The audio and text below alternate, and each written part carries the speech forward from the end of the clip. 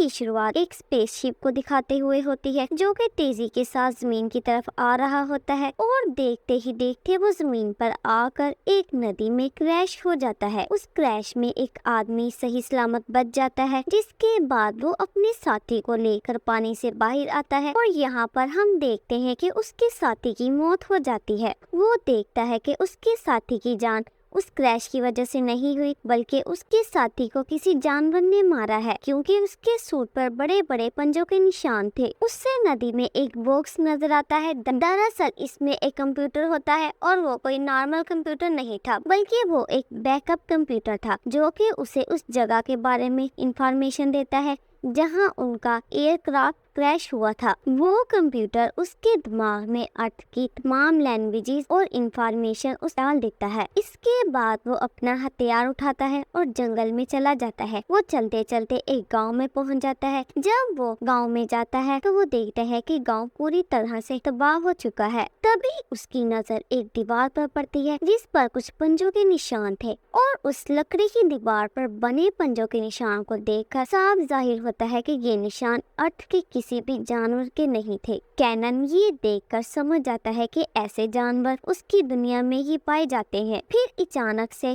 Canon پر کوئی حملہ کرتا ہے اور اس کی گن ندی میں گر جاتی ہے اور وہ بے ہوش ہو جاتا ہے۔ اس پر حملہ کرنے والا انسان کسی دوسرے گاؤں کا شخص تھا۔ اس کا نام ولفریک تھا۔ دراصل یہ ٹائم آئرن ایج کا ہے اور آئرن ایج میں انسان چھوٹے چھوٹے قبیلوں میں رہتا تھا اور ایک دوسرے پر حملہ کرنا ان لوگوں کے لیے ایک عام بات تھی۔ اس کے بعد ولفریک کینن کو باندھ کر اپنے گاؤں میں لے آتا ہے کیونکہ وہ گاؤں کی تباہی کا ذمہ دار کینن کو سمجھتا ہے۔ اسے لگتا ہے کہ شاید گاؤں کی اتنی بری حالت اس کی وجہ سے ہوئی ہے۔ اسے گاؤں کے کنگ کے پاس لے آتا ہے۔ اس کنگ کی ایک بیٹی ہوتی ہے جس کا نام فریا ہوتا ہے اور ولفریک اسی بادشاہ کا نیفیو تھا۔ کیونکہ اگلا راجہ ولفریک نے ہی بننا تھا، اسی لیے راجہ اپنی بیٹی کی شادی اس سے کرانا چاہتے تھے، لیکن کنگ کی بیٹی اس سے شادی نہیں کرنا چاہتی تھی کیونکہ ولفریک کے جو فادر تھے وہ کافی اگریسو اور جھگڑالو قسم کے انسان تھے اور اپنی اسی بیوقوفی کی وجہ سے ایک جنگ میں مارے گئے۔ اسی لیے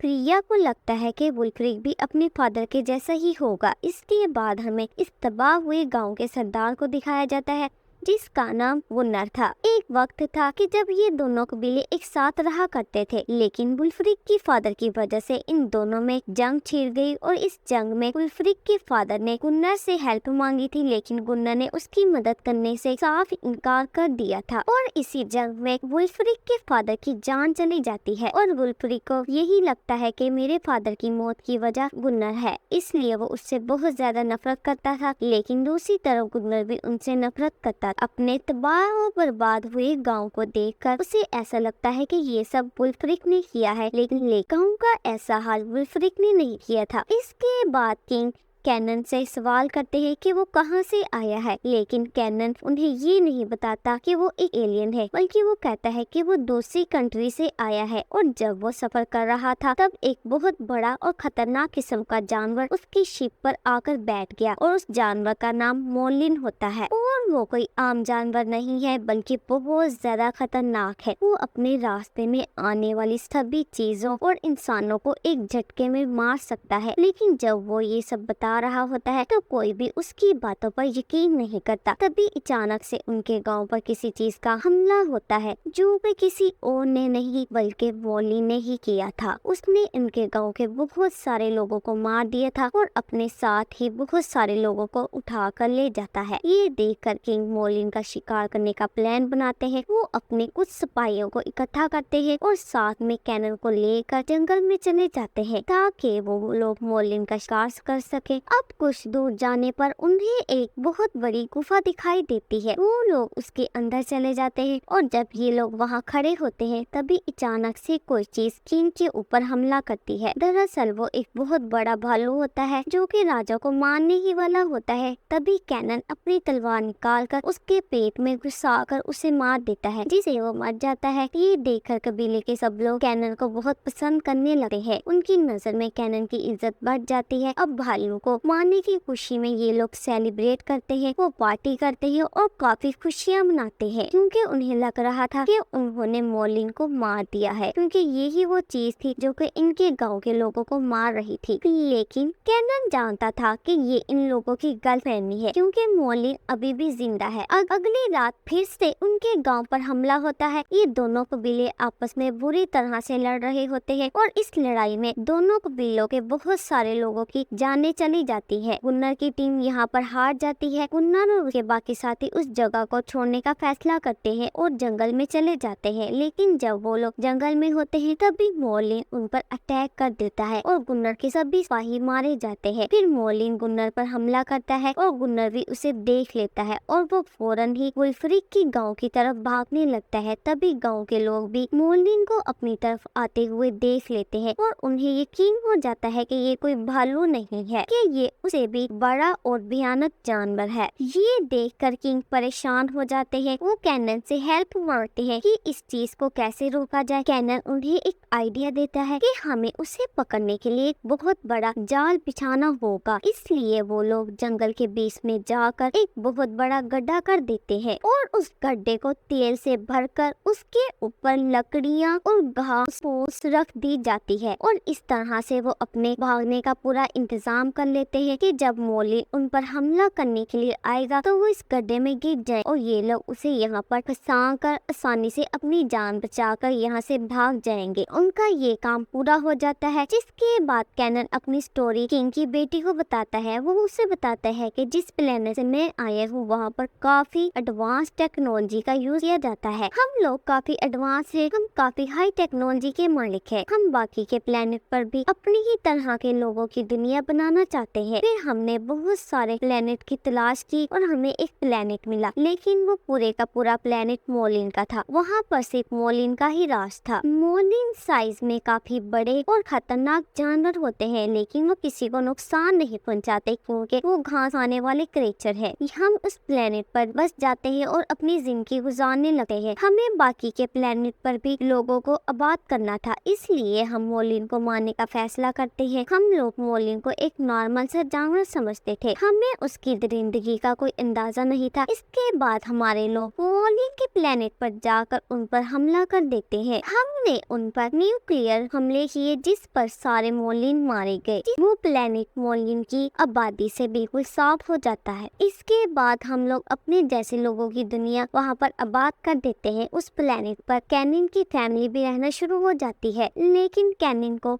एक बार अपने मिशन पर जाना था। ये सभी लोग उस बात से अनजान थे कि अभी भी एक मॉर्लिन जिंदा है और जैसे ही कैनिन और उसके साथी अपने स्पेसशिप पर उस मिशन के लिए निकलते हैं, वो बचा हुआ मॉर्लिन उन पर हमला कर देता है, क्योंकि उस मॉर्लिन को इस प्लेनेट और अपने साथियों को खोने का बहुत गुस्सा था। वो अपना बदला लेना चाहता था। वो यहाँ पर बचे सभी लोगों को मार देता है और हर एक चीज को तबाह कर देता है। इसमें कैनिन की फैमिली भी मारी जाती है। जब कैनिन को इस बारे में पता लगता है तो वो उस प्लेनेट पर वापस जाता है और वहाँ पर सभी लोगों की डेड बॉडीज को दफना देता है। इसके बाद वो अपने प्लेनेट पर वापस आ रहे होते हैं, लेकिन इससे पहले कि वो अपने प्लेनेट तक पहुंचते मॉर्लिन उनकी स्पेसशिप पर कब्जा कर लेता है। वो हमारे स्पेसशिप को डिस्ट्रॉय कर देता है और हम यहाँ जमीन पर आकर क्रैश हो जाते हैं। इसके बाद मॉर्लिन फिर से कैनिन से अपना बदला लेने के लिए आ जाता है। अब कैनिन को भी अपनी फैमिली का बदला लेना होता है, लेकिन जैसे ही मॉर्लिन उन पर हमला करने के लिए आता है वो उनके उस ट्रैप में फंस जाता है। जैसे ही वो तेल में आकर गिरता है, गाँव वाले तीरों से उस तेल में आग लगाना शुरू कर देते हैं, जिस पर यहाँ पर एक बहुत बड़ा ब्लास्ट होता है और हर तरफ आग फैल जाती है, जिससे इन सभी लोगों को लगता है कि मॉर्लिन मर चुका है, लेकिन वो मरा नहीं होता। दरअसल मॉर्लिन एक काफी समझदार जानवर होता है, जिसने बहुत सारे इंसानों को एक कैद खाने में कैद करके रखा होता है और वो खुद भी वहीं पर रहता है। वहाँ पर इंसानों को रखने के लिए उसका मकसद यही था ताकि वो अपनी नस्ल बढ़ा सके और वो इसमें कामयाब भी हो जाता है। वो एक एक मोलिन को पैदा कर लेता है और उसी मोलिन का बच्चा उन लोगों पर अटैक कर देता है। साथ ही वो दूसरा मोलिन भी आग से बाहर आ जाता है। वो बाहर आते ही बहुत सारे लोगों पर अटैक करता है और कई सारे लोगों को मार देता है। इसमें किंग की भी जान चली जाती है और पूरा गांव तबाह और बर्बाद हो जाता है। के बाद कैनन भी समझ जाता है कि वो मोलिन तक कैसे पहुंचेगा। उसे एक रास्ता मिलता है। वो रास्ता सीधा मोलिन की तरफ ही जाता था। अब गांव को तबाह और बर्बाद देखकर अगले दिन सभी गांव वाले वहां से चले जाते हैं, लेकिन वुल्फ्रिक और उसके सिपाही और कैनन मोलिन को मारने का फैसला करते हैं। कैनन सभी को बताता है कि मोलिन काफी समझदार और ताकतवर जानवर है, उसके ऊपर ये आम तलवारों का कोई असर नहीं होगा। जिसके बाद कैनन अपने शिप की तरफ जाता है और उसमें से बहुत सारा लोहा लेकर आता है, क्योंकि वो उसी की दुनिया का लोहा था और वो उससे बहुत ही मजबूत हथियार बनाते हैं जिससे मोलिन को मारा जा सकता है। इसके बाद ये लोग उस जगह पर पहुंच जाते हैं जहाँ पर मोलिन रहता था। ये लोग देखते हैं कि मोलिन ने अपनी उस जगह पर बहुत सारे लोगों को इकट्ठा कर रखा है और वो उनसे अपने जैसे बहुत सारे मोलिन पैदा करवाना चाहता है। तभी अचानक से नीचे से एक मोलिन आता है और उन पर हमला कर देता है, लेकिन किंग की बेटी उस मोलिन को मारने में कामयाब हो जाती है। अब सिर्फ बड़ा मोलिन ही बचा था। इसके बाद ये सब लोग वहाँ से बाहर आ जाते हैं, जहाँ पर वो बड़ा मोलिन उन पर अटैक कर देता है, जिससे वुल्फ्रिक की भी जान चली जाती है। इसके बाद कैनन मोलिन का सामना करता है और ये दोनों आमने सामने आ जाते हैं। अब यहाँ पर काफी देर तक कैनन और मोलिन की